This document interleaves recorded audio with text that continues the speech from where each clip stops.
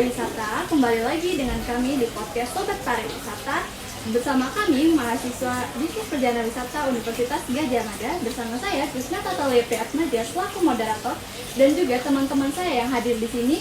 Ada Reni Tania, Queen Helena, Dona Amelia Safitri, dan Mikael Lavania. Serta di sini kami kedatangan narasumber, yaitu Mbak Linda selaku pengelola Batik Seno. Mungkin Mbak Linda boleh perkenalan? Halo, saya Linda, saya pengelola dari Batik Seno Yogyakarta. Baik, sebelumnya Mbak Linda terima kasih banyak atas kesempatan dan waktu yang telah diberikan kepada kami. Izin untuk bertanya Mbak, boleh diceritain nggak sih Mbak bagaimana Batik Seno itu pertama kali berdiri dan apa konsep utama dari galeri ini? Sebenarnya tidak ada konsep apapun karena dibukanya galeri ini karena butuh duit. Itu sangat ini ya, sangat alami ya. Jadi dulu ayah itu dari Sumatera, dari Bangka kerja di ke Jogja untuk sekolah di ABA waktu itu, ambil sastra Prancis. Nah, tapi di semester 2 tidak bisa membayar. Gitu, keluarganya nggak bisa, kebetulan saudara ayah itu ada 18, jadinya mungkin keuangannya juga agak-agak berantakan ya gitu zaman dulu mungkin. Nah, akhirnya ayah harus keluar, terus kerjalah di jalanan gitu, kerja jadi gaya jalanan, jual baju bekas gitu awal-awal dulu. Nah, kemudian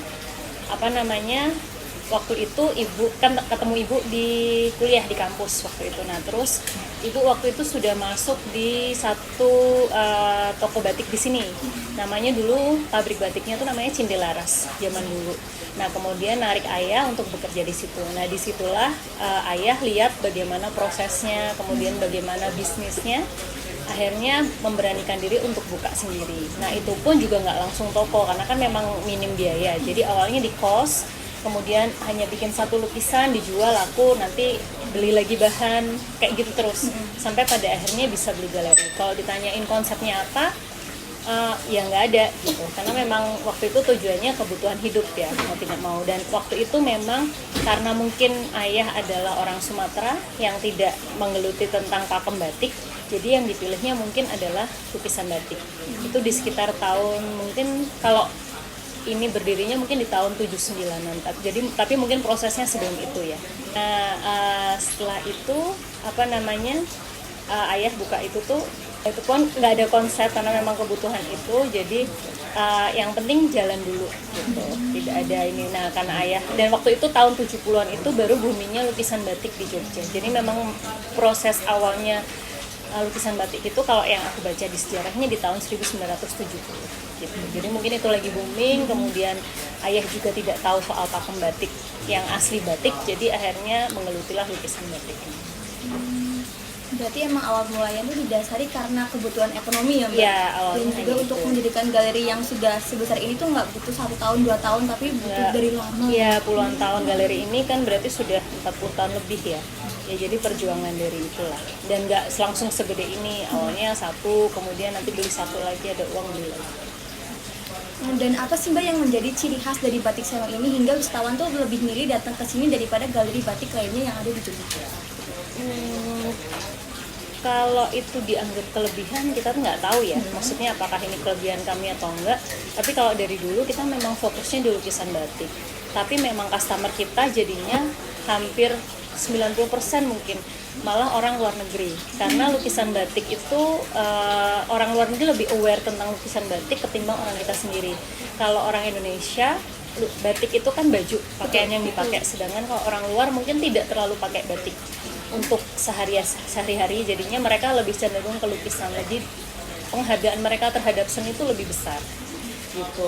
Dan kalau baju tuh cenderungnya mereka paling shawl, kemudian sarung untuk di pantai, jadi bukan yang dipakai sehari-hari. Kemudian kayak taplak meja, paling itu yang dicari. Kalau yang lainnya kayak baju tuh jarang gitu. tadi kan sudah disebutkan beberapa koleksi yang dimiliki oleh Batik Seno ya. Kira-kira apa aja sih Mbak koleksi lain selain kayak lukisan, terus ada shawl, baju gitu-gitu? Ada nggak koleksi lain yang tersedia di Batik Seno? Iya, kita jualan souvenir juga, tetapi kalau di tempat kita memang fokus kita utama adalah di lukisan batik. Ciri khas kita memang hanya lukisan batik.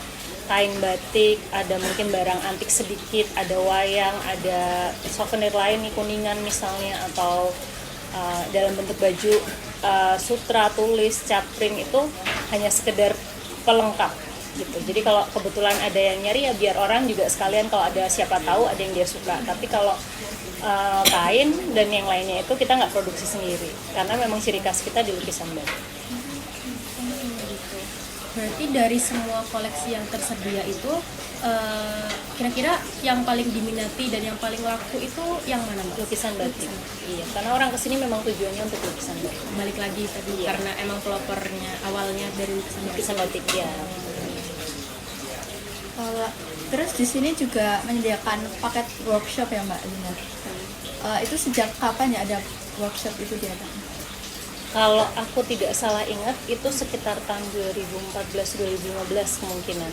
Tapi waktu itu mungkin belum se-booming sekarang. Pertama memang aku belum terlalu aktif di sosial media waktu itu.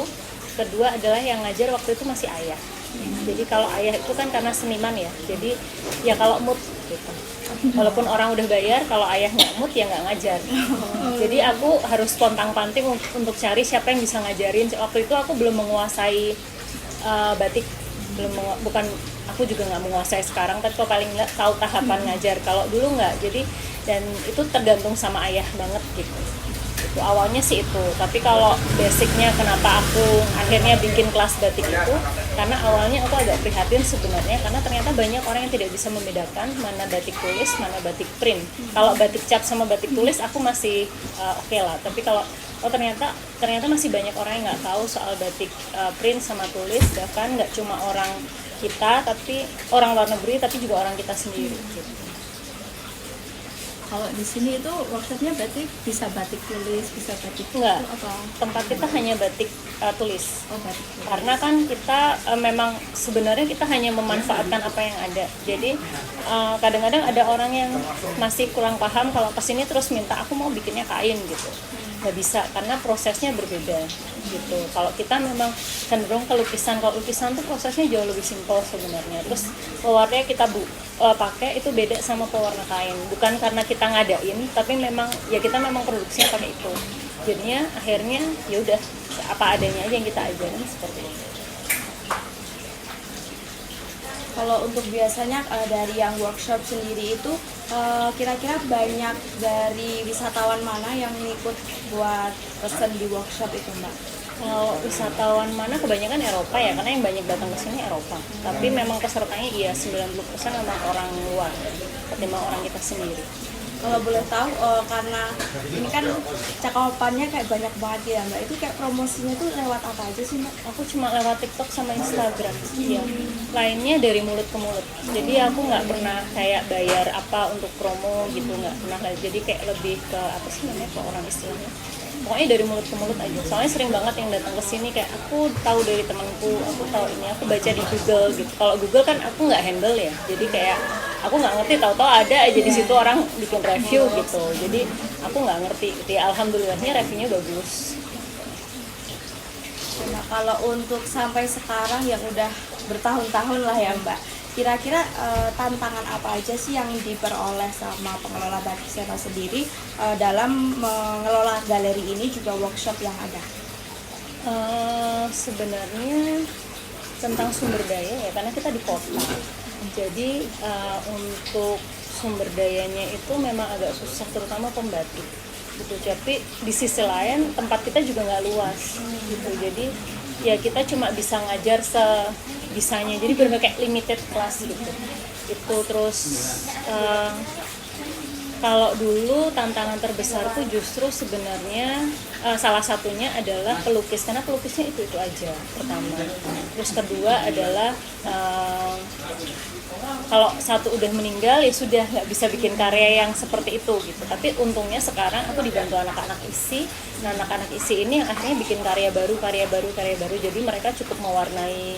Jadi aku cukup optimis gitu. Yang tadinya aku agak apalagi kemarin pas COVID kan banyak yang akhirnya berhenti batik, pada akhirnya ada yang meninggal gitu. Jadi kayak agak aku pesimis gitu. Tapi akhirnya alhamdulillah anak-anak ISI sudah mulai membantu. Kalau boleh tahu Mbak, untuk anak-anak ISI ini tuh apa memang mereka magang di sini atau apa mereka beneran full time bekerja di sini? Awalnya mereka magang di sini. Awalnya tuh mereka ngerjain tugas. Ini sudah tahun ketiga. Jadi yang pertama itu dulu ngerjain tugas, kemudian mereka minta boleh nggak kalau magang. Waktu itu pertama kali aku ambil magang masih bingung mau ngasih kerjaan apa ya gitu kan. Terus akhirnya aku ngambil mereka magang.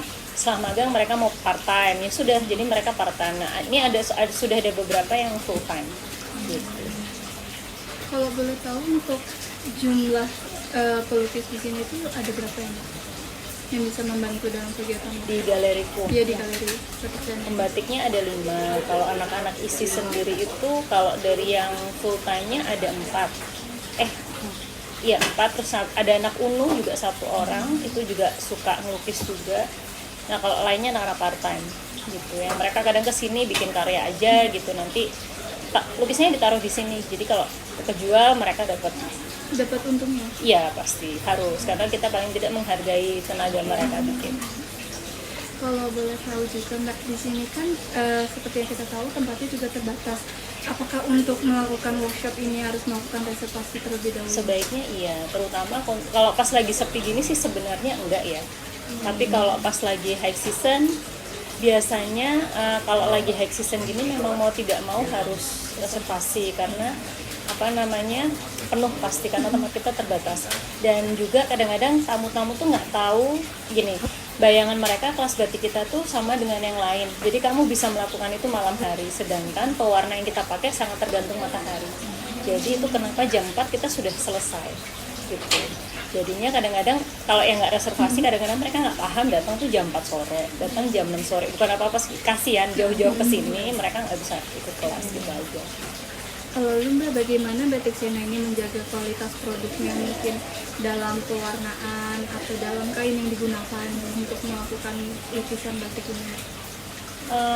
Dari dulu sampai sekarang kita nggak pernah merubah kainnya, tapi memang banyak hal yang misalnya kita nggak bisa kontrol ya, kayak misalnya mungkin yang memproduksi warnanya berbeda gitu, atau yang mungkin memproduksi kainnya berbeda misalnya gitu aja. Tapi itu tetap, maksudnya kita kan sudah puluhan tahun ya untuk pakai kain itu, ya sudah kita stay di kain itu aja gitu. Dari misalnya dari pemilihan kain, dari ini kita benar-benar cek kualitasnya gitu.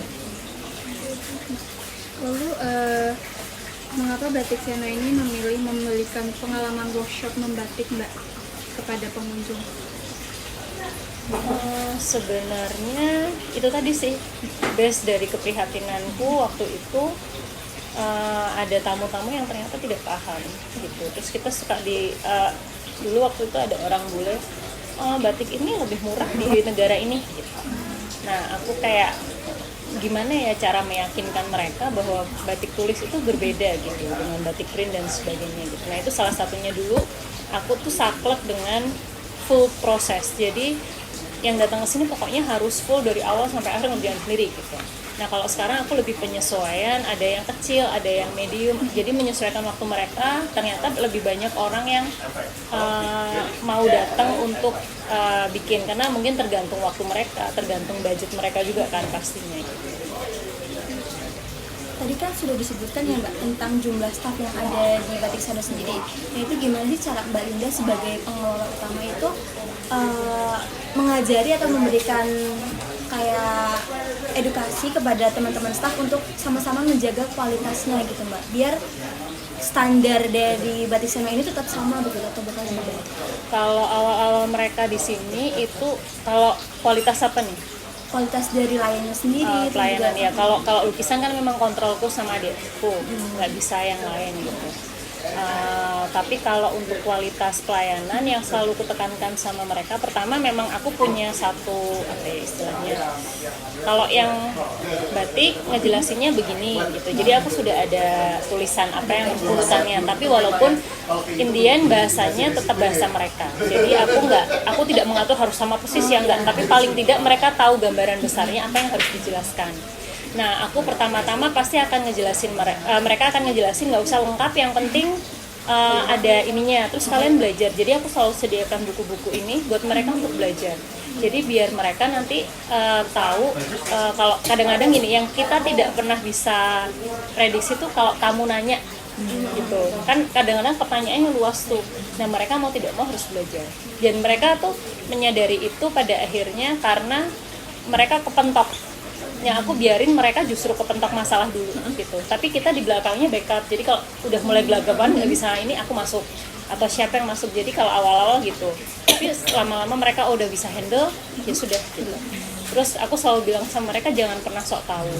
Jadi kalau memang nggak tahu, jawab tidak tahu, atau sebentar saya tanyakan sama yang lebih paham, misalnya seperti itu yang selalu aku jaga. Jadi jangan pernah sok tahu. Terus yang ketiga adalah aku tidak pernah menekankan yang namanya kamu hari ini harus jualan sekian ratus ribu atau sekian juta gitu, enggak.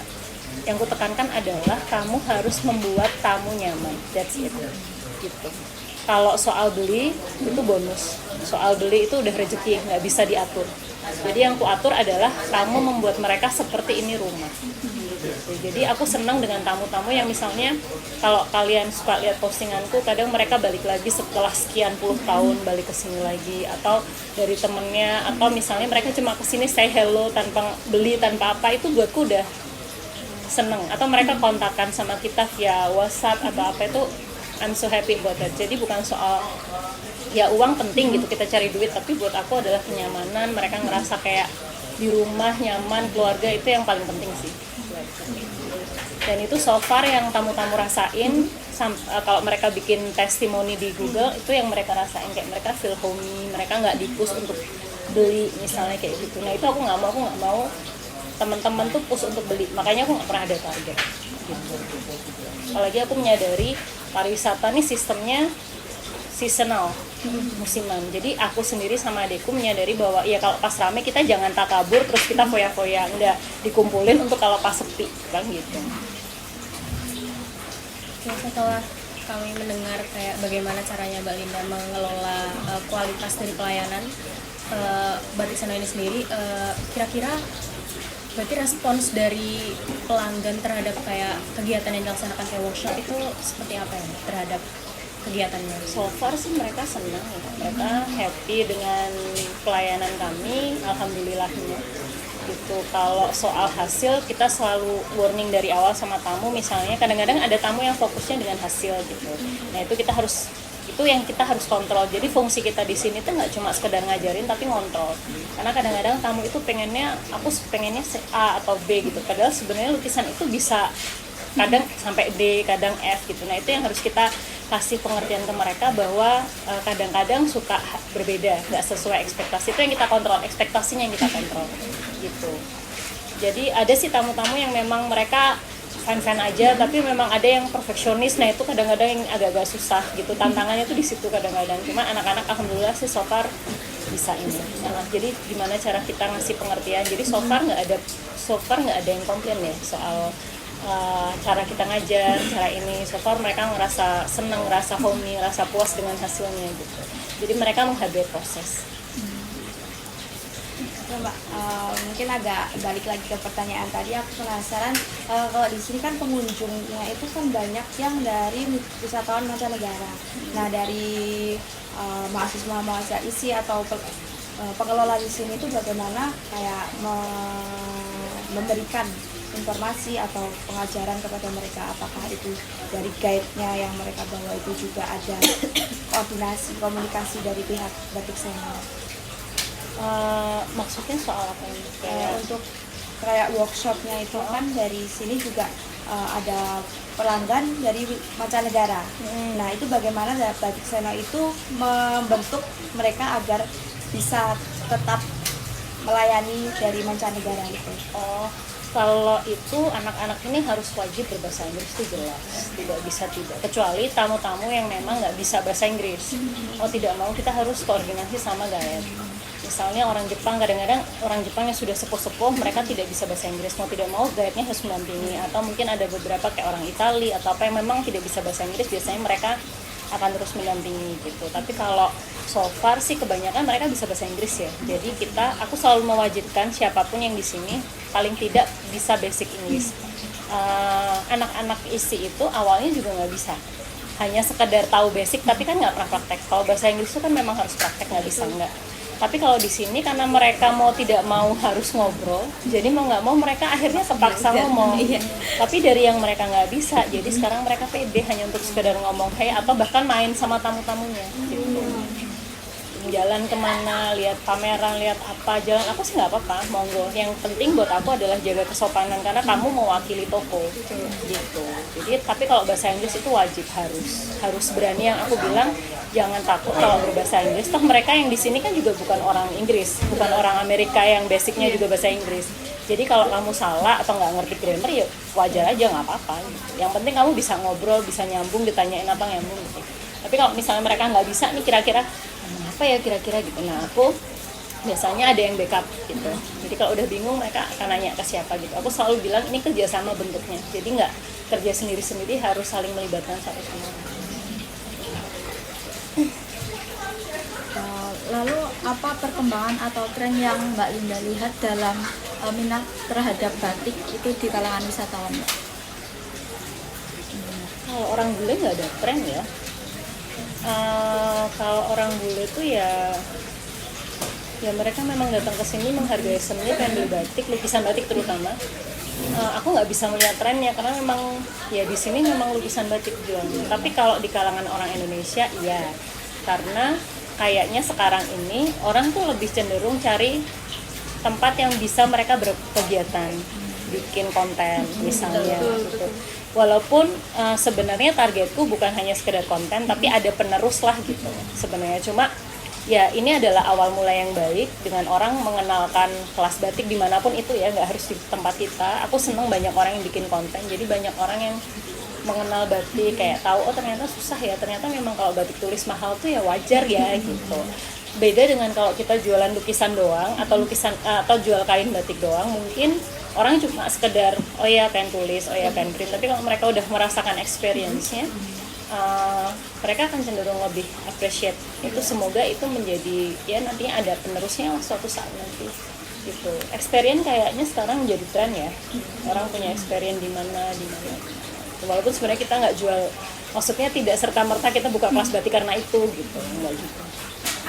Berarti dari batik selo sendiri itu kayak mengedepankan experience-nya juga. Ya, Lalu edukasi. kalau untuk kedepannya Mbak, kira-kira apakah ada rencana pengembangan di bidang untuk mengembangkan galeri batik selo sendiri?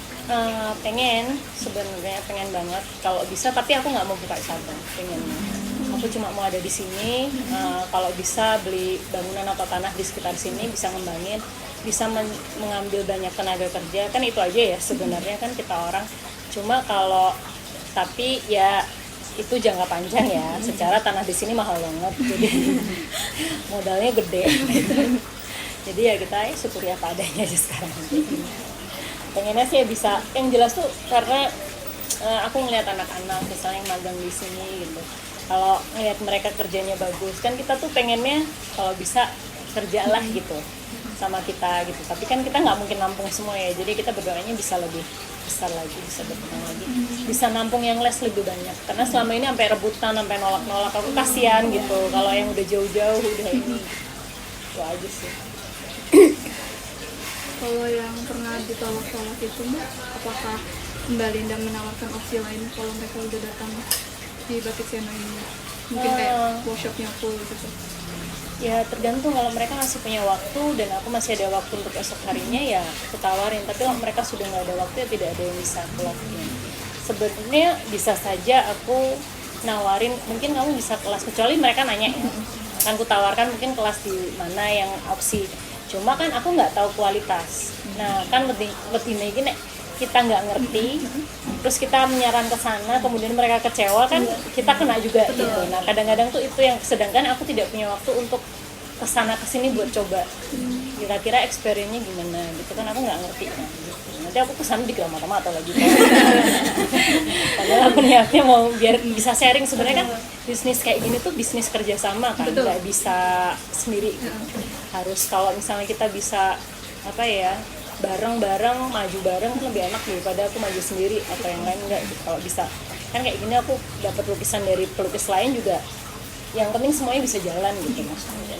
Cuma ya itu tadi experience-nya, aku kalau harus nyaranin orang ke tempat lain, kebetulan aku belum tahu. Nah itu aku pernah yang satu orang namanya Batik Kelik tuh, temennya ayah dari dulu. Waktu sini tutup November tahun lalu kan, renov kan, jadi kita tutup, aku sarannya ke sana gitu. Terus ibunya kesini berapa hari kemudian, dia protes, capek katanya. Gimana nih? Cepet buka, iya katanya, aku udah capek, aku pengen main-main. Aduh, terus aku gimana dong?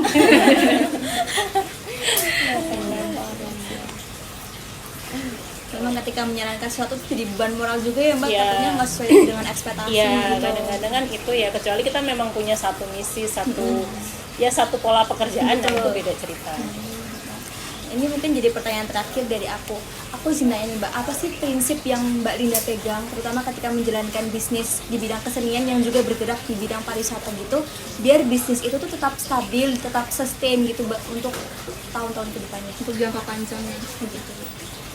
Jangan serakah. Jalanin aja, maksudnya apa yang kita dapat ya sudah. Nggak, maksudnya gini, aku tuh selalu berprinsip bahwa rezeki itu sudah diatur. Jadi aku tidak pernah takut misalnya ternyata suatu saat pegawai itu bikin usaha seperti ini gitu. Aku akan support dengan sepenuh hati karena aku senang kalau orang bisa berkembang juga gitu. Aku nggak pernah mau pokoknya semuanya harus kesini gitu. Enggak. Buatku itu ya, makanya aku sama adikku menjalani bisnis tuh kayak bukan main-main, tapi kayak ya udah santai aja. Dapat alhamdulillah, enggak ya sudah diatur. Orang datang ke sini beli kita senang, nggak beli ya nggak apa-apa gitu. Kalian cuma mau lihat foto-foto gitu ya nggak apa-apa. Aku nggak mau pasang target jualan setahun ini harus targetnya sekian gitu. Dikasih alhamdulillah enggak. Itu aja sih kalau aku ya. Yang lain aku nggak tahu, mungkin salah prinsipnya, aku nggak ngerti secara bisnis kan, kadang-kadang bisnis harus ada target, harus apa gitu. Nah, aku takutnya itu. Mungkin segini pertanyaan terkait wawancara kami pada hari ini. Kami mengucapkan terima kasih banyak kepada Mbak Linda yang sudah berbagi cerita, wawasan, serta pengalaman luar biasa tentang pengelolaan Batik Seno ini sudah 40 tahun ini ya Mbak ya. Sebelum kita akhiri sesi ini, kami mempersilahkan Mbak Linda untuk menyampaikan sedikit pesan penutup kepada sobat pariwisata yang ingin mengenal batik lebih dalam atau ingin mengunjungi Batik Seno ke sini. Mau teman-teman yang mau datang silahkan datang, untuk mau lihat-lihat boleh, mau foto-foto boleh, mau belajar dengan senang hati gitu. Tapi yang jelas tetap mencintai batik dan pariwisata Indonesia. Oke, baik. Terima kasih sekali lagi untuk kehadiran dan inspirasinya. Semoga Batik Seno semakin berjaya sebagai salah satu ikon seni batik di Yogyakarta yang Mbak. Semoga Terima semakin kasih. berkembang dan semakin Amin. banyak untuk Amin. wisatawan yang datang berkunjung, bukan Amin. hanya mancanegara tapi domestik juga lebih banyak. Amin, ya itu yang kuharapkan. Dan semoga makin banyak yang mencintai batik, tentang karya seni, bukan hanya untuk sekedar dilihat harganya saja ya Mbak, atau bagaimana fungsinya. Ya.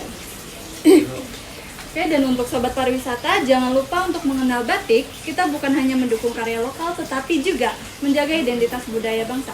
Sampai jumpa di podcast berikutnya. Kami mengucapkan terima kasih untuk sobat yang sudah mendengarkan podcast pada hari ini. Kami mengucapkan terima kasih dan selamat siang.